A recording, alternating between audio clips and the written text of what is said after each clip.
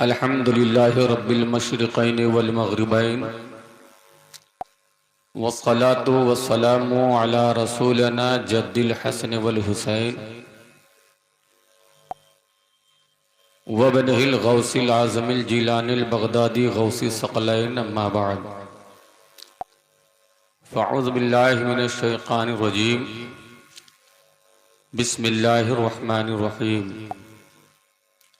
फ़क़द क़ालल्लाहु तबारक व तआला फ़िल क़ुरानिल अज़ीम वल फ़ुरक़ानिल हमीद बिलिसानि हबीबिहिल मुस्तफ़ा अलैहि तहियतु व सना मन अमिला सालिहन मिन ज़करिन औ उन्सा व हुवा मोमिन फलनुहयिन्नहु हयातन तय्यबा आमनतु बिल्लाहि सदक़ल्लाहु मौलाना अल-अलियुल अज़ीम व बल्लगना रसूलुहुन नबियुल अमीनुल करीम व नहनु अला ज़ालिका लमिनश शाहिदीन व शाकिरीन फ़ल्हम्दुलिल्लाहि रब्बिल आलमीन। स्टेज पर तशरीफ़ फरमा मुअज़्ज़ज़ व मोहतरम उलमाए किराम काबिल क़द्र सामीन हज़रात, अस्सलामु अलैकुम व रहमतुल्लाहि ताला व बरकातुहू। आइए हम तमामी हज़रात मिलकर अपने और सबके आका और दाता हुज़ूर रहमतुल लिल आलमीन शफ़ीउल मुज़न्निबीन अनीसुल गरीबीन मुरादुल मुश्ताक़ीन शम्सुल आरिफ़ीन सिराजुस सालिकीन मिसबाहुल मुक़र्रबीन जाने आलमीन ताहा व यासीन अनीसे बेकसा चारे साज़े दर्दमंदा मालिके हफ्ता सुमा नाज़िशे हर दो जहाँ सय्याहे लामका सरकारे इनोआ हुज़ूर रहमत आलम नूर मुजस्सम फ़ख्र दो आलम ताजदार अरब अजम हादिये सुबुल ख़त्मुर रसूल मौलाए कुल जनाबे अहमद मुश्तबा रूही फ़िदा मुहम्मद मुस्तफ़ा सल्लल्लाहु तआला अलैहि व अला आलिहि बारका वसल्लम के मुक़द्दस बाज़मत दरबारे नूर में बुलंद आवाज़ से दरूद पाक पेश कर और पढ़ें अल्लाहुम्मा सल्लि अला सय्यदना व नबियना व शफ़ीना व हबीबना मौलाना मुहम्मदिन व अला आलि सय्यदना मौलाना मुहम्मदिन व बारिक वसल्लिम सलातुम व सलामन अलैका या रसूल अल्लाह सलातुम व सलामन अलैका या हबीब अल्लाह सल्लल्लाहु तआला अलैहि वसल्लम। हज़रात, काफ़ी देर से ये प्रोग्राम चल रहा है और बड़ी मोहब्बतों से आप तमामी हज़रात समाअत कर रहे हैं।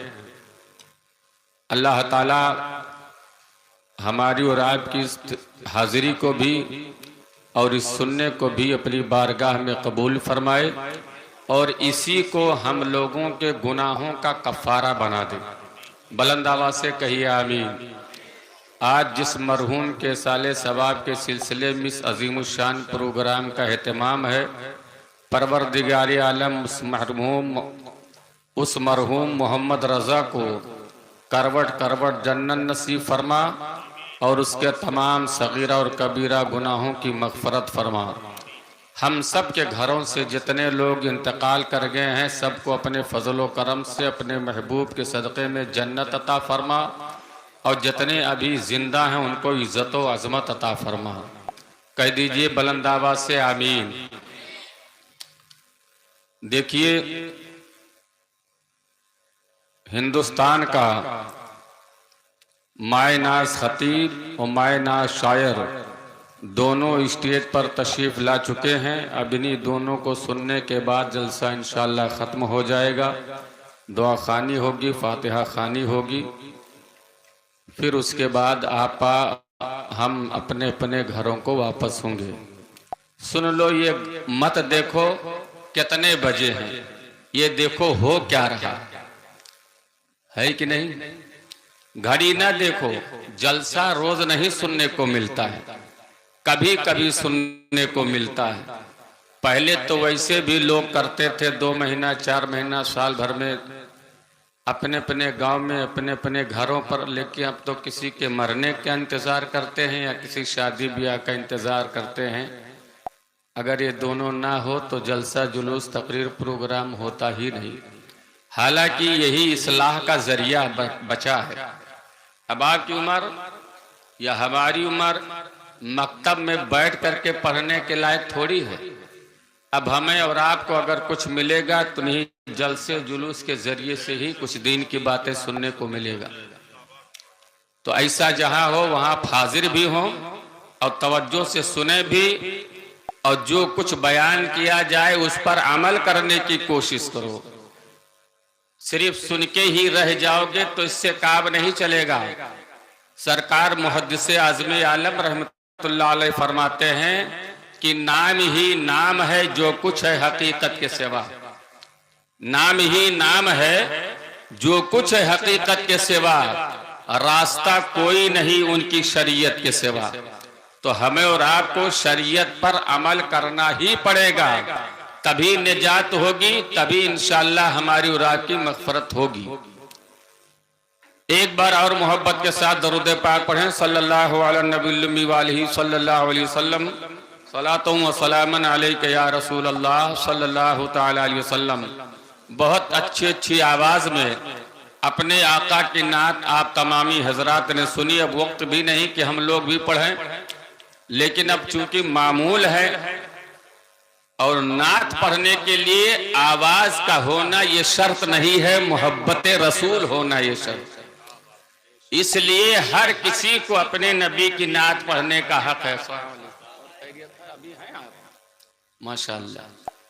और पढ़ते ही लोग हैं, सिर्फ आवाज वाले ही नहीं, जिसको जिसको आका से मोहब्बत है वो सब नबी की नात पढ़ते हैं। तो एक मतला 3 शेर में भी जल्दी जल्दी पेश कर देता हूं,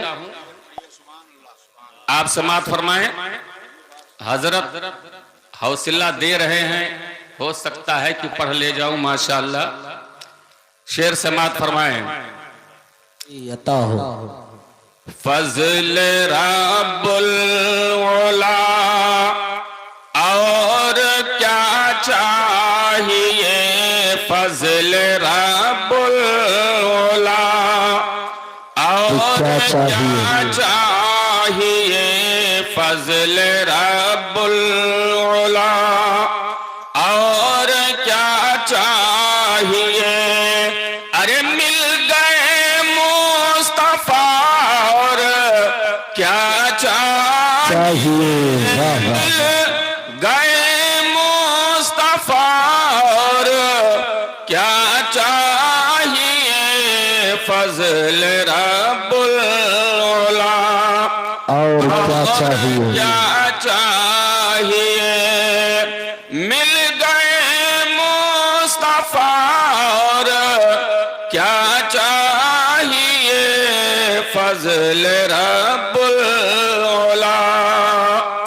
और जो मैं शेर के जरिए दौलत देना चाहता हूं उसको आप सीने से लगा के रखेंगे, इंशाअल्लाह क़यामत में कोई तकलीफ नहीं होगी जी इंशाअल्लाह। जिनके हाथों में है दामने मुस्तफा, जिनके हाथों में है दामने मुस्तफा, दामने मुस्तफा, जिनके हाथों में है उसको रोज़े जज़ा और क्या चाहिए। मिल गए मुस्तफा और क्या चाहिए, फजल रब्बुल उला। और ये शेर नकीबुल हिंद हजरत अल्लामा मोइन अख्तर साहब रज़वी जो ताज़ा ताज़ा उम्रा करके तशरीफ लाए हैं, या इसमें जो भी हाजी हैं या उम्रा की दौलत से सरफराज हो चुके हैं, उनकी जानिब से ये शेर है, समात फरमाएं। उनके दरबार में हाजिरी हो गई, उनके दरबार में, किसके? अपने आका की बारगाह में, अपने आका के दरबार में जिसकी हाजिरी हो गई, समझ लीजिए उसको सारा मुद्दा हासिल हो गया। उनके दरबार में हाजिरी हो गई, हाजिरी हो गई उनके दरबार में। अरे मिल गया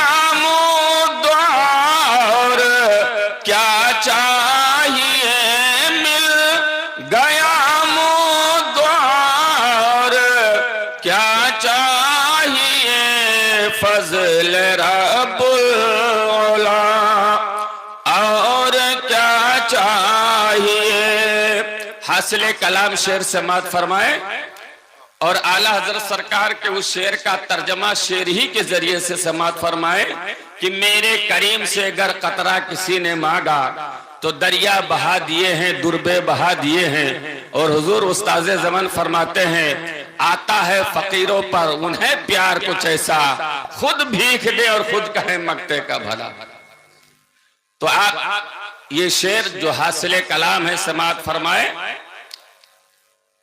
भर के झोली मेरी मेरे सरकार ने, भर के झोली मेरी मेरे सरकार ने, मेरे सरकार ने भर के झोली मेरी मुस्कुरा कर कहा और क्या चाहिए।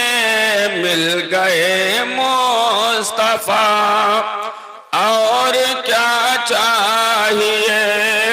फजल रब्बुल उला और क्या चाहिए। आला हजरत सरकार फरमाते हैं क्योंकि आप एक इसाले सवाब की महफिल में तशरीफ रखते हैं तो अब जरूरत इस बात की है कि उसी के ताल्लुक से कुछ बयान हो। आला हज़रत सरकार फरमाते हैं अपनी और हमारी बात तो छोड़ो, अंबिया को भी अजल आनी है, अंबिया को भी अजल आनी है, मगर ऐसी कि फकत आनी है। बस उसी आन के बाद उनकी हयात मिसले साबिक वही जिस्मानी है। और किसी दूसरे अहले नजर ने कहा है कुछ भरोसा नहीं जिंदगानी का, कुछ भरोसा नहीं जिंदगानी का। आदमी बुलबुला है पानी का और मौत से किसको रुस्तगारी है। आज उनकी कल हमारी बारी। ना कोई मौत से बचा है ना कोई बचेगा। जैसे सबको मौत आई है वैसे हम और आपको भी मौत आएगी। और दूसरी बात, ना कोई अपने साथ अब तक कुछ ले जा चुका है और ना हम और आप ले जा पाएंगे। बस खाली हाथ आए थे, खाली हाथ गए। ऐसे खाली हाथ हम आए हैं और खाली हाथ जाएंगे। अगर कुछ चीज हमारे साथ जाएगी तो हमारा अच्छा अमल जाएगा, हमारे नेक काम जाएंगे। इसलिए इन महफिलों में आओ तो कुछ सीख करके जाओ। सिर्फ सुबहान अल्लाह कहने से काम नहीं चलेगा, अमल की दुनिया में उतरना पड़ेगा और नमाज रोजा की पाबंदी करनी पड़ेगी। जिस नबी से मोहब्बत का दावा करते हो उस नबी ने बहुत पाबंदी के साथ नमाज पढ़ी है, तुम्हें भी पढ़ना पड़ेगा। उस नबी ने बहुत पाबंदी से रोजे रखे हैं, तुम्हें भी रखना पड़ेगा। उस नबी ने बहुत पाबंदी से सारे नेक काम किए हैं, तुम्हें भी करना पड़ेगा। और यही कब्र में काम आएगा, वरना इसके अलावा कुछ नहीं काम आएगा। इसलिए जहां दुनिया का हर काम कर लेते हो और उसके लिए आपके पास वक्त है, इसी तरह नमाज के लिए वक्त निकालो और पढ़ो। नमाज पढ़ना बहुत जरूरी है। ना मेरा कोई वली बेनमाजी है अल्हम्दुलिल्लाह, ना कोई गौस, ना कोई कुतुब, ना मेरे सरकार, ना सहाबा, ना अहले बैत, तो हमें और आप कहां से बेनमाजी। आज सिर्फ हमारा ये खोखला नारा है कि हम नबी से मोहब्बत करते हैं, कोई नहीं करता है इल्ला माशाअल्लाह।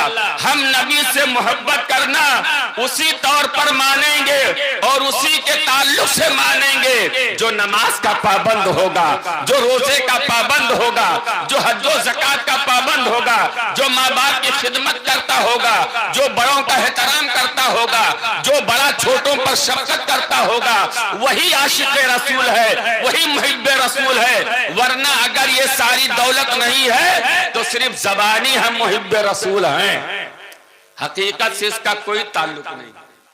अगर हम हकीकत में आशिक रसूल होते तो नमाज नहीं छोड़ते। अभी पूछ लिया जाए तने बड़े मजमा में कि कितने लोग ईशा की नमाज पढ़ के आए, तो 10% भी नहीं तैयार हो पाएंगे। तो अब बताओ हमें और आपको नमाज पढ़नी चाहिए कि नहीं पढ़नी चाहिए? जब आप नमाज पढ़ोगे तब आशिक़े रसूल माने जाओगे, जब आप रोजा के पाबंद हो जाओगे तब आशिक़े रसूल माने जाओगे, जब आप हर नेक काम की पाबंदी करोगे तब आशिक़े रसूल माने जाओगे। वरना ये जबानी दावा है, इसको जबान ही तक मत रखो, दिल में उतारो, अमल के मैदान में उतरो, अमल करने की कोशिश करो और अमल करना शुरू कर दो। यकीन जानो ऐसी एक मौत नहीं, 1000 मौतें आए तब भी हमें कोई डर और खौफ नहीं होगा अगर हम हकीकत में आशिक़े रसूल हैं। तो लोग मौत से डरते हैं, अरे डर करके कहां जाओगे और डर से कहां तक भागोगे? जो डरता है वो भी मरेगा, जो नहीं डरता है वो भी मरेगा।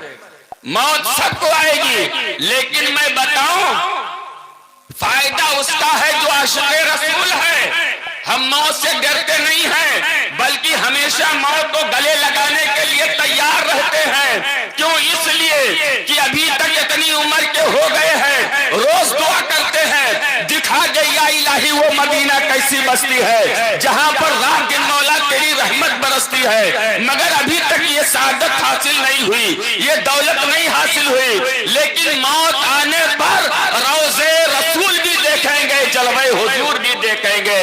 इसलिए मौत के आने पर हम डरते नहीं हैं, बल्कि हमेशा उसका इस्तेमाल करने के लिए तैयार रहते हैं और उसको गले लगाने के लिए तैयार रहते हैं। जहां जिंदगी बहुत बड़ी नेमत है अल्लाह की, वहीं मौत भी बहुत बड़ी नेमत है, क्योंकि जब तक मौत नहीं आएगी दीदारे रसूल नहीं हो पाएगा। सही है कि नहीं? इसीलिए इसकी तैयारी करो, इसकी तैयारी करो। जब ये कन्फर्म है कि मरना ही है, तो अब ये जाने कि मरने के बाद कौन सा काम हमें काम देगा, कौन सा अमल हमें अल्लाह के अजाब से बचाएगा, कौन सा अमल अजाब कब्र से छुटकारा दिलाएगा। तो बताओ उसकी तैयारी करनी चाहिए कि नहीं करनी चाहिए? उसकी तैयारी होनी चाहिए। और वैसे तो अल्लाह का शुक्र है, मोमिन जिंदा है तब भी काबिले ताजीम है, और मर जाता है तब भी काबिले ताजीम होता है। न मोमिन की इज्जत जिंदगी में कम है, न मोमिन की इज्जत मरने के बाद कम है। जितने बाअज़मत और जितने इज्जत उसको जिंदगी में है, उतने मरने के बाद भी है। आप देखो इज्जत का हाल, जिसका इंतकाल हो जाता है, क्या जिस तरह हम जिंदगी में नहा लेते हैं, जैसे ताते हैं वैसे इसी तरह मुर्दे को अपने नहलाते हैं? नहीं, हरगिज नहीं, बड़ी इज्जत से नहलाते है कि नहीं? पहले उस चारपाई को धोनी दो, अगरबत्ती लगाओ, उसको पहले धुलो, उसको साफ करो, फिर मुर्दे को नहलाओ। और नहलाने वाले ही आम आदमी नहीं, बल्कि पाको साफ बुजुर्ग हो, आलिम हो, हाफिज हो, कारी हो तो और अच्छा है। वरना बड़े बूढ़े उसको गुस्ल दे, फिर कफन कितनी इज्जत से पहनाते हैं। बताओ, जिस तरह हम दुनिया में जैसे जो कपड़ा पाए पहन लिए ऐसे पहनाते हैं? नहीं, हरगिज नहीं। हालांकि जिंदगी में भी कपड़े पहनने के वसूल हैं, जिंदगी में भी लेटने के वसूल हैं, जिंदगी में खाने पीने के वसूल है। यही तो अल्लाह का शुक्र है, हमको वो दीन दिया जो महज से लेकर के लहर तक हर मंजिलों को रोशन कर दिया है और हर मंजिलों के कामों को बता दिया है। फैजी यहाँ ये करना है, फैजी वहाँ वो करना है, फैजी वहाँ वो करना है। गद्दीपुर कुर्बो जवार के आए हुए मुसलमानों, तुमको कैसे खाना है बताया है कि नहीं बताया है, कैसे सोना है ये बताया है कि नहीं बताया है, कैसे चलना है, कैसे कपड़ा पहनना है। सारी चीजों को हमारे इस्लाम और बानी इस्लाम सल्लल्लाहु अलैहि वसल्लम ने बता दिया है। अब ये हमारी कमी है कि हम उसकी तैयारी नहीं कर पाते हैं, उस तरह कोई काम नहीं करते। बताओ, कपड़ा सब पहने हो कि नहीं पहने हो? जल्दी जल्दी 2-4 बात बता दो, पहने हो कि नहीं पहने हो? मगर कौन पहले पैंट या पैजामा दाहिने पैर से पहन के आया है, कौन बाएं पैर से पहन के आया है? देखो, पहले बायां कदम डालोगे कपड़े में तब भी पहनना मान लिया जाएगा, लेकिन लेकिन अगर दाहिने तरफ से शुरू करो तो कपड़ा भी पहनना मान लिया जाएगा और नबी की सुन्नत भी अदा हो जाएगी, जिस पर तुम्हें बहुत सारा सवाब मिल जाएगा। सुभान अल्लाह। बताओ, बहुत आसान अमल है। आप अगर दाहिने तरफ से बिस्मिल्लाहिर्रहमानिर्रहीम पढ़ करके शुरू करके पहनो तो तुम्हारा पहनना भी मान लिया जाएगा और इस पर सुन्नते रसूल अदा करने पर बहुत सारा सवाब भी अता किया जाए। बेशक, सुभान अल्लाह, सुभान अल्लाह। तो इंशाअल्लाह हर अच्छा काम आप दाहिने से शुरू करो। कपड़ा दाहिने हाथ से पहले पहनो, पैजामा दाहिने पैर से पहले पहनो, उतारो तो पहले बाएं कदम वाला पैजामा उतारो और फिर बाद में दाहिने कदम वाला, और पहनो तो पहले दाहिने कदम से शुरू करो फिर बाद में बायां कदम डालो। लेकिन कैसे लोग पहन लेते हैं, पहनना तो वो भी पाया गया, लेकिन इस तरह पहनोगे तो नबी की सुन्नत अदा हो जाएगी, जो सुन्नत बिल्कुल मिटने के करीब है। और मेरे आका फरमाते हैं, जिसने मेरी उस सुन्नत को जिंदा किया जो मुर्दा हो चुकी है, उसके जिंदा करने पर 100 शहीदों का सवाब उसे दिया जाएगा। बोलो कितना बड़ा फायदा है। अल्लाह ताला इसकी तौफीक हमें और आपको अता फरमाए। जूता चप्पल जैसे चाहते वैसे पहन लेते। मुसलमान हो, हर चीज का तरीका अपने उलमा से मालूम करो, कैसे पहने, कैसे उतारे, कैसे सोए, कैसे जागे, कैसे फजर पढ़े, कैसे जोहर पढ़े। पढ़ते ही नहीं तो पूछेंगे कहां से? जो पढ़ेगा वो ना पूछेगा। और इससे किसी को छुटकारा नहीं है। सिर्फ हाँ हाँ करने से काम नहीं चलेगा। रोजे महशर की जान गुदाज बुअत और वली पुरसिशे नमाज बुअत, जिस मैदान महशर में सबकी जान पिघलने वाली होगी, गर्मी से जान निकलने वाली होगी, उस होश रोबा आलम में अगर किसी चीज का पहले सवाल होगा तो नमाज का सवाल होगा। तो नमाज है ही नहीं है तो जवाब क्या दोगे? कैसे रब से बख्शिश की उम्मीद रखते हो? उसकी फर्ज की हुई चीज को तुम अपनाते ही नहीं हो और उससे बख्शिश तलब करते हो, उससे मगफरत तलब करते हो।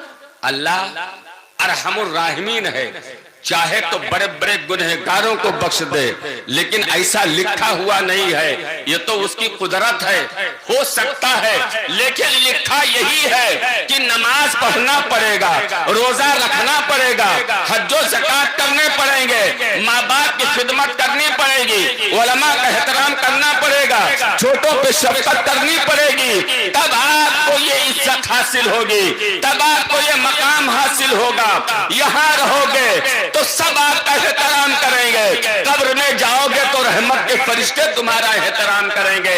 इमाम अहले सुन्नत फरमाते हैं, नकीरैन करते हैं ताजीम मेरी, नकीरैन करते हैं ताजीम मेरी, या रसूल अल्लाह फिदा होके तुझ पर ये इज्जत मिली है, फिदा होके तुझ पर यह इज्जत मिली है। तो मोमिन जिंदगी में भी लायक ताजीम होता है, काबिल ताजीम होता है, और जब उसका इंतकाल हो जाता है तब भी उसकी इज्जत में कोई कमी नहीं होती है, बल्कि दुनिया से ज्यादा उसका एहतराम किया जाता है, दुनिया से ज्यादा उसकी इज्जत की जाती है। नहलाने में एहतराम है कि नहीं है, कफनाने में एहतराम है कि नहीं है, और लेके चलने में। अगर नमाज जनाजा पढ़ने वालों में उसका उस्ताद भी हो तो वो भी पीछे चलता है, बाप हो वो भी पीछे चलता है, बड़ा भाई हो वो भी पीछे चलता है, हजरत हो वो भी तो पीछे चलेंगे, नकीबुल हिंद हो ये भी पीछे चलेंगे। हम में से, आप में से कोई भी लाशा के आगे नहीं चलता है, मुर्दा के आगे नहीं चलता है। अरे भाई ये मोमिन का लाशा है, ये मोमिन की मैयत है, सब उसकी ताजीम करते हैं और उसको अपने कांधों पर लेकर के चलते हैं और इज्जत से लेकर के चलते। बोलो ऐसा है कि नहीं? और नमाज जनाजा पढ़ाने में सुबहान अल्लाह, वो आगे होता है, चारपाई पर लेट करके मर करके भी वो इमाम से भी आगे है, जो जिंदगी भर इमाम के पीछे रहा करता था। जोहर में, असर में, मगरिब में, इशा में, फजर में। बताओ कोई ऐसा मुक्तदी है जो इमाम के आगे खड़ा हो? अगर खड़ा ही हो जाए तो जमाना उसको बहुत बड़ा पागल घोषित कर देगा। सब पीछे होते हैं। अरे बाप हो वो भी पीछे है, वो उस्ताद हो वो भी पीछे है, पीर हो वो भी पीछे है, जमाना हो सब पीछे है, इमाम आगे होता है, लेकिन आज यहाँ उसका उल्टा है, मर करके तो उसको और पीछे होना चाहिए, मगर इमाम से भी आगे है, उस्ताद से भी आगे है, पीर से भी आगे है, बाप से भी आगे है, सारे नमाजियों से आगे है। वजह क्या है, तवज्जो दीजिएगा और मेरा जुमला सुनिए। आखिर इतना एहतराम क्यों है, इतनी इज्जत क्यों है?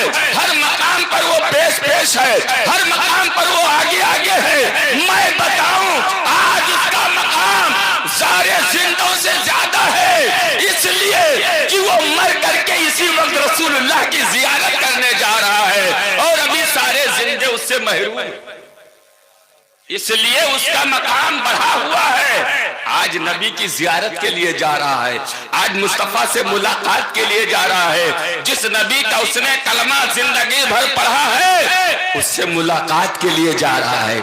इसलिए इमाम से भी आगे है, मुअज्जिन से भी आगे है, बाप से भी आगे है, पीर से भी आगे है, उस्ताद से भी आगे है, सबसे आगे इसलिए है कि वो आज आका का दीदार करने जा रहा है, मुस्तफा की जियारत करने जा रहा है। आज उसकी कब्र में मुस्तफा जाने रहमत शफीए उम्मत सल्लल्लाहु ताला अलैहि वसल्लम तशरीफ लाएंगे। सुभान अल्लाह। और आखिरी बात, वक्त तो पूरा हो गया, लेकिन सुनो, इतना टूट कर अपने आका से मोहब्बत करो कि सरकार करम फरमा करके तुम्हारी कब्र में खुद ही तशरीफ लाए, तुम्हारी मदद के लिए। और वही एक जात ऐसी है, वरना उस मंजिल में आज साबिर भाई के लड़के को कर दिया गया है, जहां जो माँ दुनिया में सबसे ज्यादा मोहब्बत करती है रोएगी बहुत मगर साथ में नहीं जाएगी, बाप रोएगा बहुत मगर साथ में नहीं जाएगा, खानदान रोएगा बहुत मगर साथ में कोई नहीं जाएगा। ऐसे कठिन घड़ी में भी और उस कठिन मंजिल पे भी अगर कोई आएगा तो तुम्हारा वही नबी सहारा बन करके आएगा जिसका तुमने कलमा पढ़ा है और जिंदगी में जिनसे मोहब्बत का तुमने दम भरा। अब बताओ, जिस कठिन मंजिल पर माँ जैसी शफीक ना जाए, बाप जैसा ना जाए, मोहब्बत करने वाला भाई जैसा मोहब्बत करने वाला ना जाए, वहां मुस्तफा तशरीफ लाएंगे, तो क्यों ना हम उनकी सुन्नत को अपनाएं, क्यों ना उनके इरशादात पर अमल करें, क्यों ना उनके फरामीन पर हम और आप अमल करें। क्योंकि जिस घर में कोई नहीं जाएगा वहां रसूलुल्लाह तशरीफ लाएंगे, और जिसकी कब्र में सरकार तशरीफ लाएंगे वहां अजाब होने वाला होगा तो भी नहीं होगा, क्योंकि सरकार आ गए। जहां मुस्तफा आ जाएंगे वहां कैसे अजाब होगा। सामरी ने हजरत मूसा अलैहिस्सलाम के जमाने का वाक़या, एक मरतबा 40 दिन के लिए कोहे तूर पर तशरीफ ले गए। उनके जमाने का यह जालिम सामरी है, वहीं से बुत परस्ती का इजाद हुआ। एक बछड़ा बनाया था मिट्टी का, मगर वो इस कोशिश में था कि ये बोल दे, लेकिन कहां बेजान चीज बोले। जिसको रब नहीं चाहेगा वो कौन बोल पाएगा। लेकिन एक बार आप कोहे तूर पर चले गए तो उसी दौरान हजरत जिब्रील अलैहिस्सलाम एक घोड़े पर सवार, तवज्जो है ना, अरे आप ही का दिया हुआ रुपया पैसा वो भी है जो मौलाना रजब साहब गिन रहे हैं, चाहे यहाँ किसी ने दिया हो या रामपुर में किसी ने दिया हो। माशाअल्लाह, ठीक।